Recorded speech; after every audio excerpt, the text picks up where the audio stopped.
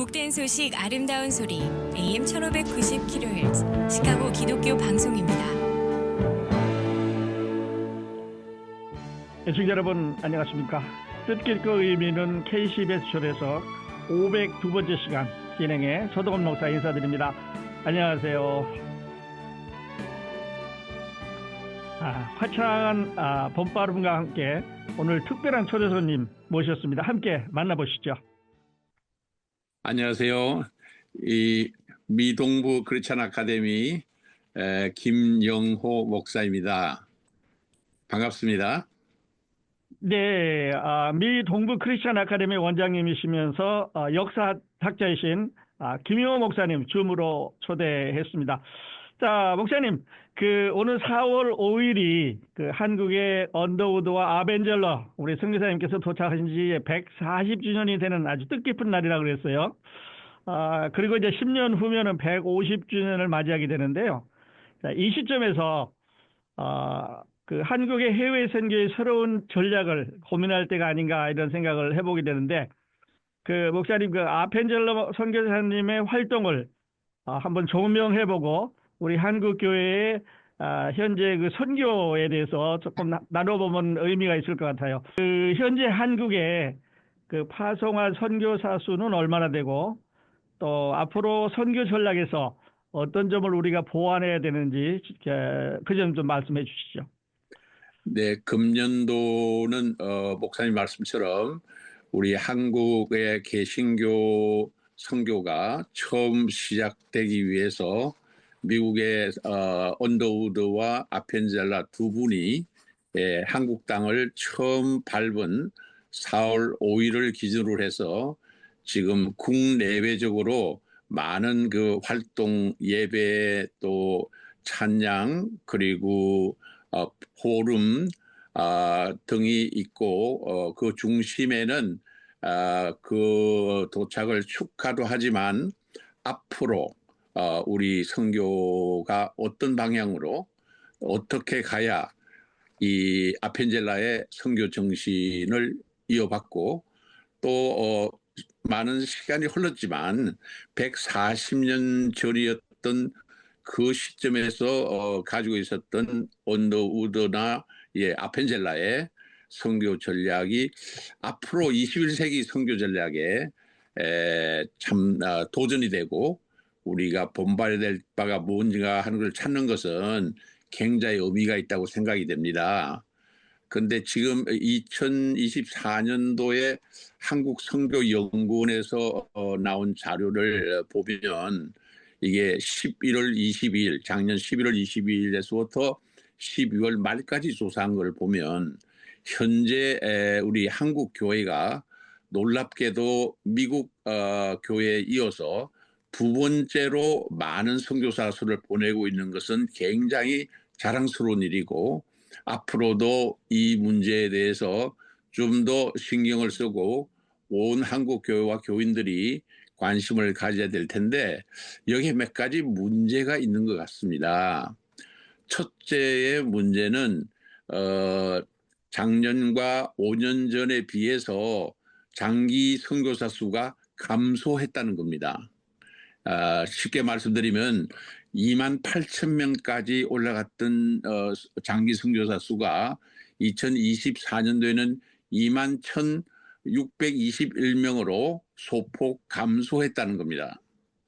여기에 대해서 여러 가지 이유가 있겠지만은 그 문제점 가운데서 이 아펜젤라와 언더우드와 비교해 본다면 첫째 문제점으로 지적되는 것이 선교사 수가 2만 명이 넘는 데 비해서 20대나 30대나 40대 선교수가 급 감소했다는데 그 원인이 있다고 보아집니다.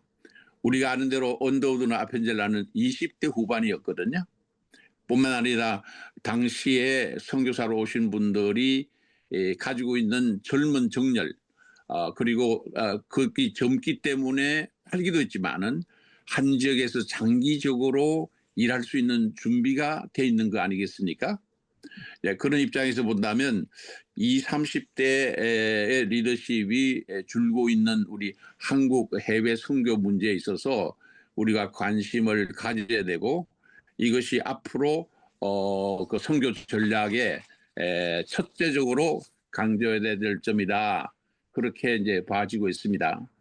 두 번째로는 상대적으로 보면 결국은 그 20대, 30대가 적다면 나머지는 누구냐 하는 건데 여기에 지금 통계로 나온 거로 보면 지금 그 연령대가 상당히 낮은 데 비해서 60대 이상이 거의 70%를 차지하고 있습니다. 그리고 금년도 작년도에 20, 30대의 선교사 지원의 숫자가 전체 선교사 수의 3.1%에 불과하다는 겁니다. 자, 그렇게 되면 방향이 지금 현재 가지고 있는 여러 가지 노력에도 불구하고 50대나 60대의 선교사는 늘어나는 데 비해서 그다음에 20, 30대가 3.1%밖에 안 된다는 것은 굉장히 큰 하나의 경고이고 거기에 비한다면 우리나라에 처음 온 아펜젤러 언더우드가 20대 후반이었다는 걸 생각해 보면 아주 대조적으로 우리가 볼 수가 있습니다. 그 다음에 문제가 또 보면 지금 요 다음 질문과도 연관이 있습니다만은 결국 한 지역에 5년 이상 선교를 계속 장기화하고 있는 그 퍼센테이지가 25%밖에 안 된다는 겁니다. 왜 그럴까요? 거기에 대해서 많은 질문이 있는데 거기에 첫째가 뭐냐면 선교사로 가고 싶어 하거나 가야 되겠다는 소명을 바른 것은 좋은데 거기에 두 가지의 문제가 있다는 겁니다. 첫째는 그 선교사가 장기적으로 한 지역에 선교를 해서 효과를 얻으려면 그 선교사가 속한 배경이 굉장히 스포팅하는 그 기관이나 교단이 건강하고 재정적인 준비가 되어 있어야 된다는 겁니다. 결국 선교 활동은 단순히 복음을 말로만 전하는 게 아니고 그 지역에 필요한 어떤 지역적인 개발이나 혹은 뭐 학교나 병원 운영을 해 나가는 이런 초기 선교사와 같은 그 활동을 근거로 해서 복음을 증거하는데 문제는 어떤 지역을 개발하거나 그 지역에 학교를 운영하거나 그 지역에 병원을 운영한다는 게 보통 일이 아니지 않습니까? 재정적인 지원이 필요한데 그것을 단순히 어떤 한 단체나 개인이 자비랑으로 가서 자기의 선교 열을 정말 과시하고 그 지원이 안 되니까 어떤 그거는 장기적인 발전 계획을 추진할 수가 없어요. 그러니까 그 지역에 더 있지를 못하고 그다음에 다른 지역으로 옮길 수밖에 없는 그런 현상이 가장 치명적인 문제라고 지적되고 있습니다. 네, 그래요, 목사님 좋은 말씀을 해주셨는데요. 그 작년 말 기준으로 이제 우리나라에서 보낸 그 선교사 수가 171개국에 21,621명이라고 이렇게 말씀을 해주셨는데요. 네네. 우리가 그 숫자로는 굉장히 많은데 네. 그렇게 많은 숫자보다는 철저히 이제 잘 준비된 선교사를 파송하는 게 중요하다 이런 말씀으로 이제 들리거든요. 자, 그렇다면 그렇습니다. 네, 더 많은 선교사를 보낼 게 아니라 더 잘 준비를 보내야 된다 하는 그런 관점에서 우리 아펜젤러 선교사님은 어떤 준비와 자세를 가지셨는지 그 점에 대해서 좀 말씀해 주시죠. 예, 그런 데 비한다면 우리가 가지고 있는 약점 가운데 하나가 소명과 자질이 문제가 되고 있습니다. 예. 그리고 사역을 중단한 이유 가운데 또 하나는 직업을 변경을 했어요. 그러니까 선교사가 아니라 다른 직업을 변경했어요. 그 다음에는 선교사로서의 건강과 질병, 그거는 뭐 약간 어쩔 수가 없지만은, 그 다음에 가족과의 관계, 이런 등등이 있는데, 여기에 대해서 역시 철저한 준비를 한 흔적이 이 아펜젤라에게는 보입니다. 그러면 아펜젤라는 어떻게 준비했는가 하는 것을 뭐 여러 각도에서 볼 수 있겠지만은, 첫째는 아펜젤라는 그가 가지고 있는 준비 가운데서 선교사로 부름을 받고 자기 나름대로 내가 선교를 해야 되겠다는 생각을 가지자 철저한 신학 교육을 뉴저지에 있는 두루 대학에서 3년간 배웠고, 그 다음에 또 하나 더 추가되는 건, 요즘은 그것이 보이지 않습니다만은 당시에는 신학생 그 리바이벌 컨퍼런스가 있었어요. 리바이벌 앤드 미션 컨퍼런스가 있었어요. 다른 말로 한다면 선교사를 보내는 또 가고 싶어하는 사람들이 1년에 한 번씩 모여서 장기적으로 숙박을 하면서 훈련을 받는 기회가 있었는데, 그게 현지에서 선교를 하고 있는 선교사들이 와서 선교를 보고를 할 뿐만 아니라 거기서 선교사로 가는데 필요한 여러 가지 준비와 훈련을 시키는 그런 모임이 1년에 몇 번씩 있었어요. 그런데 참 우리나라에 온 언더우드와 아펜젤라는 그 모임에 빠지지 않고 참석을 했고, 사실은 우리나라에 오기 전에 언더우드와 아펜젤라가 그 모임에서 만났다는 겁니다.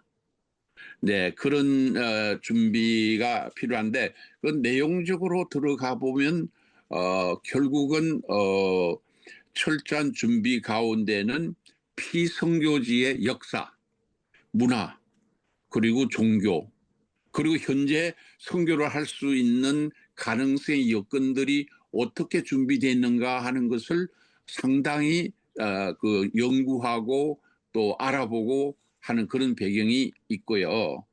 그 다음에 하나는 이 아펜젤라도 그랬고 언더도 마찬가지만은, 그 가까운 지역에 있는, 한국에 가까운 지역이 일본이지 않습니까?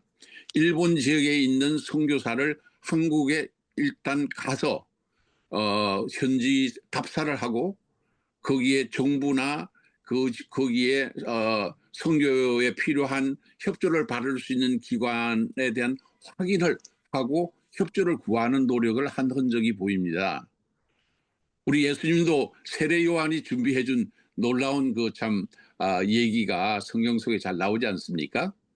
그러니까 선교사가 내가 어린 나라에 가고 싶다 해서 그냥 가는 거 그런 건 아니겠지만은, 그러나 그 현지에 있는 현지인들과 그 당시 선교를 하려고 하는 시기에 정치 상황과 모든 것을 준비한 흔적이 보이고, 그 다음에 그 지역에서 필요한 것이 우선거리 뭐냐. 그랬을 때 우리 한국은 당시에 고종이나 정부 관리들이 내놓은 것은 뭐죠? 우리는 새로운 교육이 필요하다. 세계 전체가 도움을 받는 교육이 필요하고, 그리고 많은 환자들을 위해서 현대의학이 필요하다. 그래서 그 필요한 것에 대해서 준비를 해서 그 필요한 여건을 가지고 선교를 했기 때문에 이분들이 장기적으로 할 수 있었고 선교의 효과를 할 수 있었다.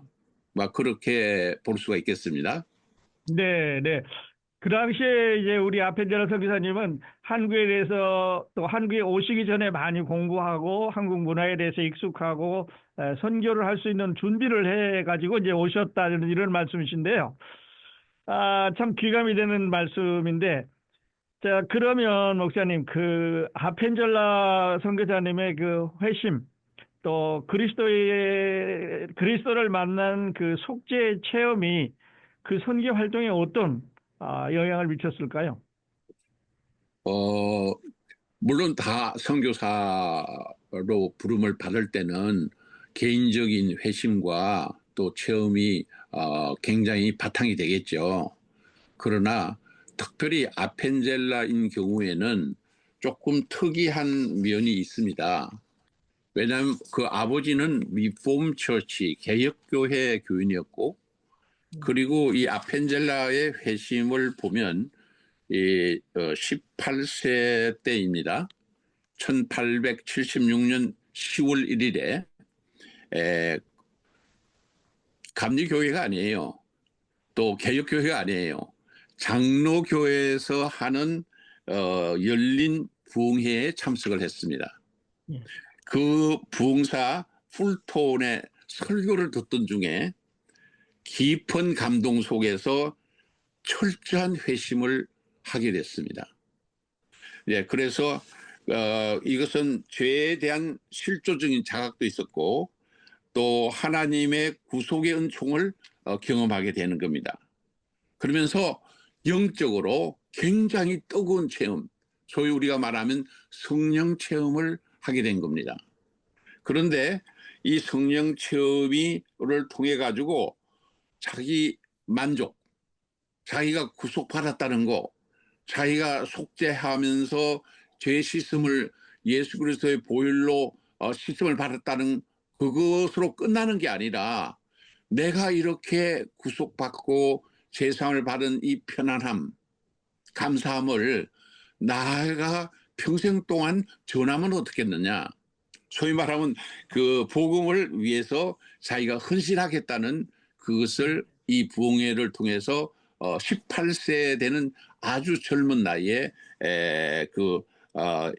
하기 때문에 아펜젤라의 생일은 두 날이 있습니다. 자기가 난 생일이 하나 있고 그다음에 자기가 영적으로 회심을 한 이 날짜, 그러니까 1876년 10월 1일 날을 중요하게 생각해 가지고 그러니까 매년 이 날에 자신의 영적인 생일을 축하할 뿐만 아니라 자기가 회심했을 때 결심한 자기가 선교사가 되겠다는 그것을 다짐하면서 신학교를 가고 준비를 했던 그런 것이 굉장히 중요하고, 동시에 선교를 할 때 물론 뭐 교회를 짓거나 교회 프로그램을 하거나 학교를 해서 교육하거나 그런 것은 하나의 세컨더리이고, 거기에 접촉되는 많은 사람들이 예수를 만나게, 예수를 만나서 속죄함을 받은 그 신령한 체험을 할 수 있는 것을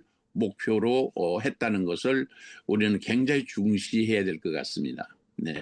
네, 그래요, 목사님. 아주 중요한 말씀을 해주셨는데, 우리 아펜젤라 선교사만 예수를 만나서 회개하고, 그리고 속죄를 체험하고, 또 자기가 얻은 그 경험을 바탕으로 이제 그리스도의 복음을 전하는데, 결국 선교라고 하는 게 그리스도의 복음을 전하는 거 아니겠어요? 내가 받은 복음, 우리를 변화시킨 복음을 이제 그 선교지에 가서 삶을 변화시키고 이렇게 하게 되겠는데요.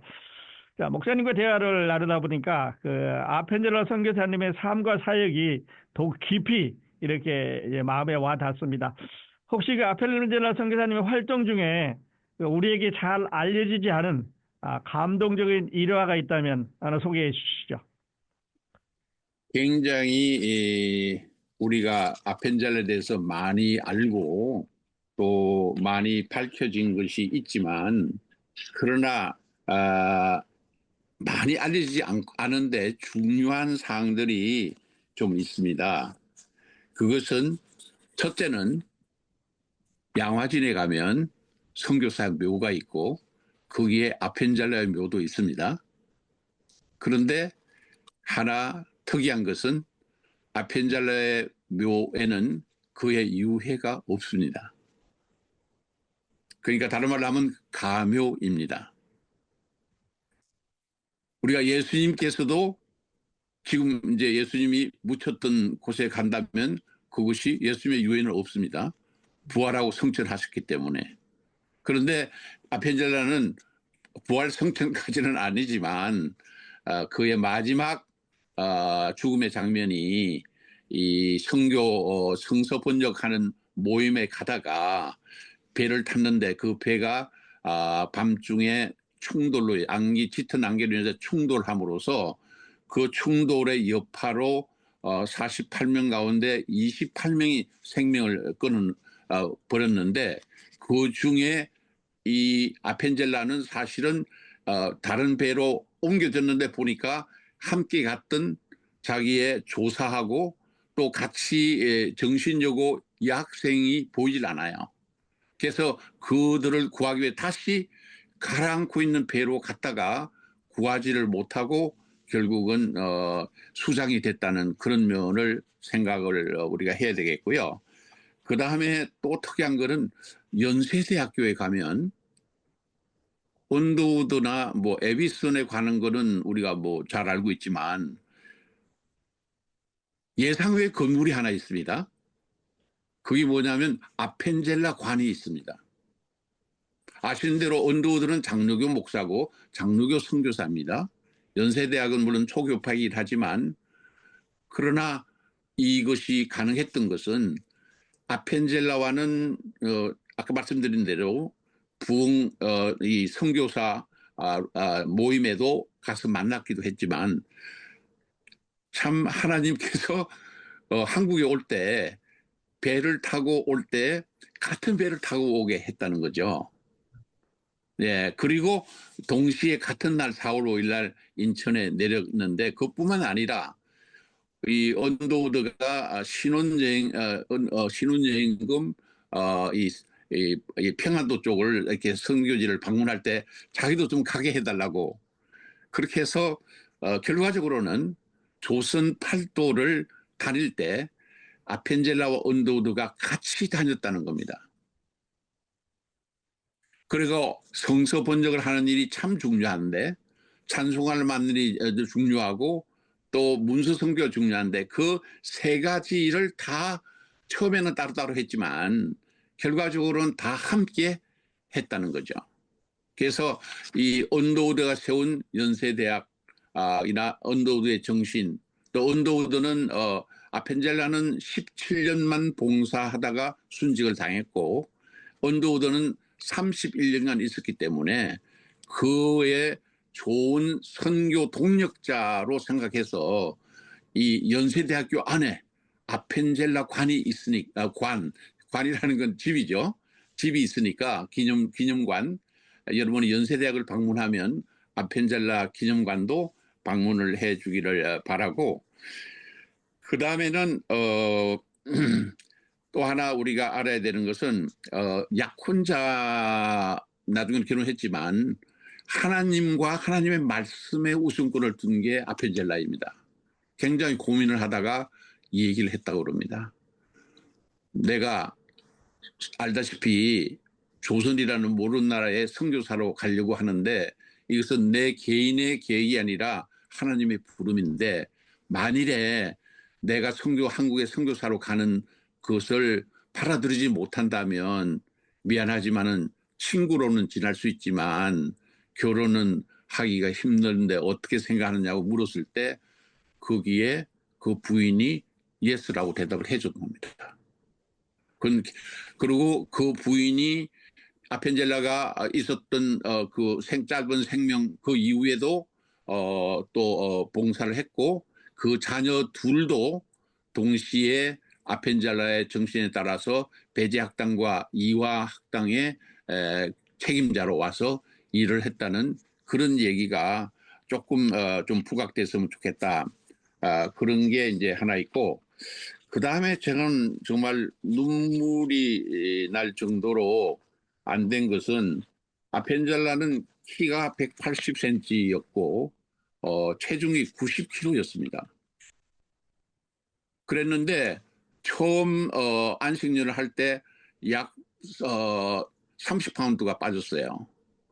그리고 두 번째 여행을 안식년에 갈 때는 거의 약 30kg이 빠졌어요. 그러니까 결국은 아펜젤라가 있었던 17년 동안에 키는 뭐 많이 줄지 않았지만 체중이 90kg에서 거의 뭐 50kg 정도로 줄었다는 거는 40kg가 줄은 거 아니겠습니까?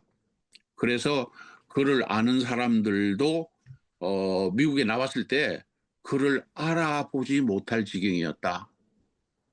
얼마나 헌신을 하고 얼마나 자기의 희생을 몸으로 감당했으면 그런 결과가 왔을까요? 하는 고민을 우리가 해서 27세 청년이 왔다가 17년 만에 그는 힘없는 노인처럼 보였다. 이런 기록이 있습니다. 이걸 보면 우리가 새삼스럽게 하나 알아야 되겠고, 끝으로 하나만 더 많이 안 알려졌는데 4월 5일 날 도착한 제물포, 그 전에 한국 땅을 또 먼저 디딘 곳이 있습니다. 그것은 제 고향인 부산입니다. 부산에 4월 3일 날 도착을 했고 하루 밤을 부산에서 보냈습니다. 그래서 저는 부산 출신으로서 왜 4월 5일부터 뭐 선교를 바로 한 것도 아닌데 도착한 날짜를 따져서 정확하게 역사적인 거로 따진다면 4월 3일을 첫 도착 날짜로 봐야 된다. 왜? 부산은 한국의 반도고 한국의 땅이니까. 뭐 이거는 뭐 그렇게 중요한 건 아니지만 잘 알려지지 않았지만 우리가 밝혀보면 의미가 있는 그런 내용이라고 봐집니다. 네, 목사님, 그 알려지지 않는 얘기도 참 많아요. 이제 그의 뭐 회심이라든지 또 결혼이라든지 우리 언더우드하고 동역이라든지 그 마지막으로 이제 순교하는 그런 순간 또 묘라든지 여러 가지 이야기들이 더 많이 있는데 목사님과 이야기를 나누는 동안 우리도 이 주어진 시간이 다 비어서 이렇게 그 바쁘신 시간에 또 귀한 그 말씀 전해주셔서 진심으로 감사드리고요. 끝으로 우리 기독교 방송 청취자들에게 목사님 전하고 싶은 메시지나 당부의 말씀 전해주시고 오늘 인터뷰 줄이겠습니다. 사실 저는 언더우드가 아펜젤라가 한국 선교를 위해서 4월 5일 날 도착했다는 걸 축하하고 할 때 저는 아주 미미한 목사지만 제가 새로운 삶의 전환을 위해서 정말 블랙리스트에 있던 그 상태에서 미국으로 왔을 때 처음 도착한 곳이 시카고입니다. 1975년 8월 15일입니다. 그리고 베다니 교회에서 그 다음날 제가 설교를 할 수가 있었습니다. 그리고 뿐만 아니라 계속해서 공부를 해야 된다 할 때 학자금을 마련하려고 그러니까 그 시카고에 있는 봉사센터 신현정 이종민 목사님이 짭을 소개해가지고 한여름 2달간을 열심히 일을 해서 제가 그 다음 드루에 가서 공부를 할 수가 있었고 또 하나 중요한 것은 그때 머무는 곳이 제가 어느 장로교인지 모르지만 장로교가 주관하는 학생관이 있었어요. 그래서 그 학생관에 한 달에 50불 내면서 공부할 수 있는 기금을 모았고 또 제가 봉사센터 일하고 싶을 때는 봉사센터 그 다음에 와서 훈련을 제가 받았던 어떻게 보면 시카고는 저의 고향이자 그리고 친정집 같고 제가 힘이 빠졌을 때 가보고 싶은 곳이에요. 그래서 제가 재밌는 말로 하면 말하겠는데 시카고를 한국말로 하면 영어로 이렇게 해보면 씩 하는 아픈 거죠. 아프면 차를 타고 가버려라. 그렇게 할 수 있는데 다른 사람은 그렇게 하는지 몰라도 저는 씩 하거나 뭔가 영적으로 힘이 빠질 때는 차를 타고 시카고를 가야 된다는 그런 하나의 좋은 도시가 시카고입니다.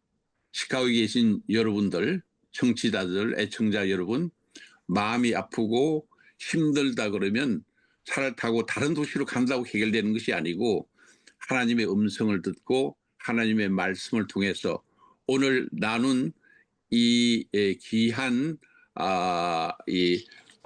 아펜젤라의 헌신적인 활동을 통해서 우리가 그의 정신을 이어받는 제2의 제3의 아펜젤라가 되는 그 훈련 장소가 시카고라고 생각하고 열심히 기도하고 전도하기를 바라고 마지막으로 제가 이 아펜젤라와 관련해서 바치는 거는 우리 크리스찬이 은메달, 금메달, 동메달 받을 수 있는데 그 다이아몬드 메달을 받기를 바랍니다. 그 말은 다른 것이 아니고 우리가 예배드리고 친교 나누고 그다음에 교육받고 봉사하는 것은 은메달, 동메달, 금메달입니다. 그러나 아펜젤라가 원하고 하나님이 원하는 것은 내가 전도한 사람이 다른 사람을 전도해서 그 사람이 예수를 구주로 영접하게 만드는 겁니다.